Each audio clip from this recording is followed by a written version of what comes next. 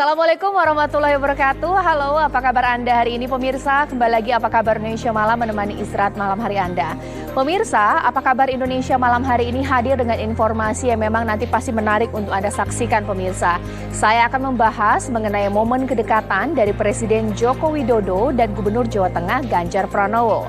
Ya pemirsa, seperti kita ketahui bahwa belakangan ini sempat santer isu ya bahwa ada kerenggangan hubungan antara Presiden Joko Widodo dengan Ganjar Pranowo.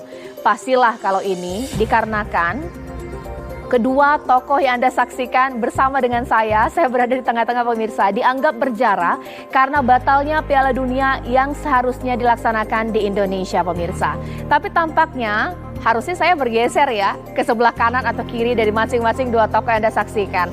Karena baik Presiden Joko Widodo dan Ganjar Pranowo sekarang sudah tidak renggang lagi hubungannya, tapi menjadi mesra pemirsa. Momen kemesraan ini terlihat sangat jelas ketika Presiden Joko Widodo ditemani belusukan oleh Ganjar Pranowo saat ke Boyolali pemirsa.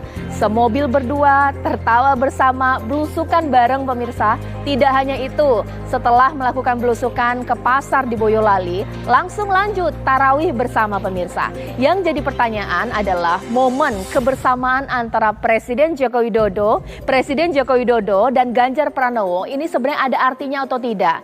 Apakah kedekatan ini dikarenakan memang kuat dugaan mengarah kepada koalisi besar yang saat ini kemungkinan akan terbentuk?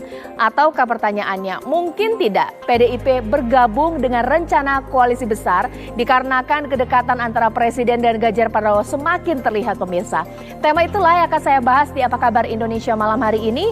Tapi sejumlah informasi lainnya pemirsa juga saya hadirkan di Apa Kabar Indonesia malam. Tidak hanya dialog yang menarik yang akan saya hadirkan untuk Anda, saya juga punya informasi lainnya pemirsa.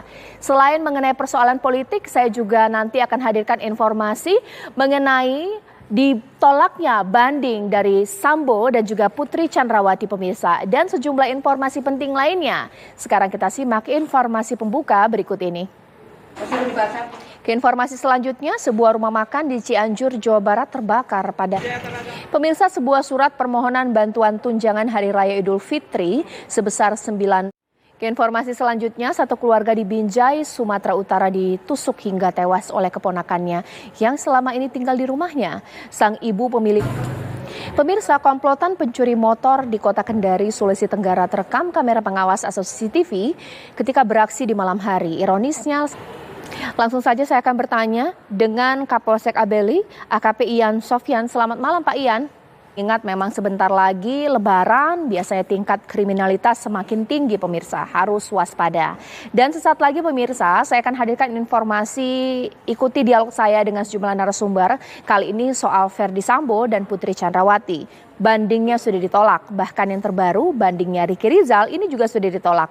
Apakah ini menandakan bahwa keadilan sudah pada puncaknya, mengingat memang masih ada upaya hukum lainnya yang mungkin dilakukan oleh Ferdy Sambo dan kawan-kawan pemirsa? Sesaat lagi di Apa Kabar Indonesia Malam.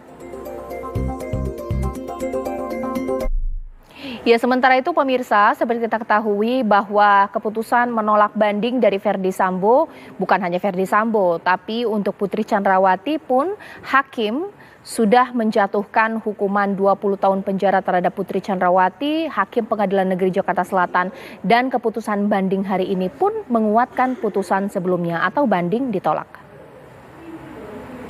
Ya, tidak hanya Sambo, Putri Chandrawati, sementara itu informasi yang terbaru untuk Ricky Rizal juga bandingnya ditolak.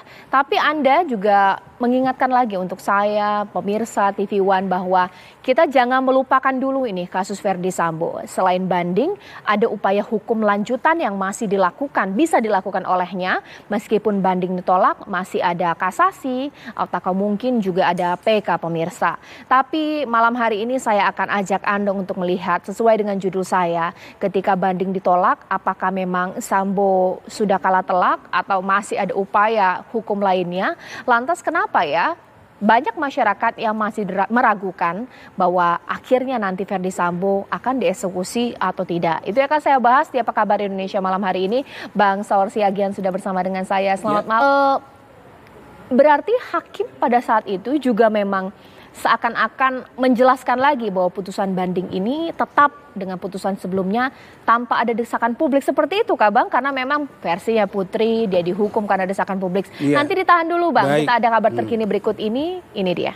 Mengenai ditolaknya banding Sambo, Putri, Betul. bahkan juga Ricky Rizal, inilah keadilan. Tapi ada juga ya sebagian masyarakat menganggap bahwa apa ya nanti Sambo benar-benar akan dieksekusi, ataukah dia masih mengambil langkah hukum yang memang masih memungkinkan ya, Betul. kasasi salah satunya. Bagaimana Bang? Kalau menurut saya itu kurang atau lebih habiskan nyawa dengan menggunakan semua instrumen. Putri Chandrawati kan sempat ada statement juga ya, Iya. bahwa keputusan dulu Bang, karena sekarang saya ingin menghubungi Bang Erman Umar, ini kuasa hukum dari Ricky Rizal. Selamat malam Bang Erman Umar.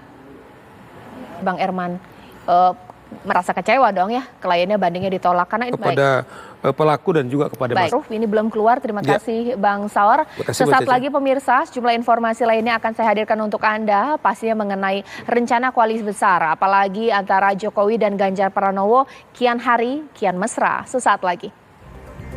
Ya, PDIP tidak diajak serta. Bukan tidak diajak sih sebenarnya, hanya karena Ibu Mega yang berhalangan hadir ada acara di luar negeri pemirsa.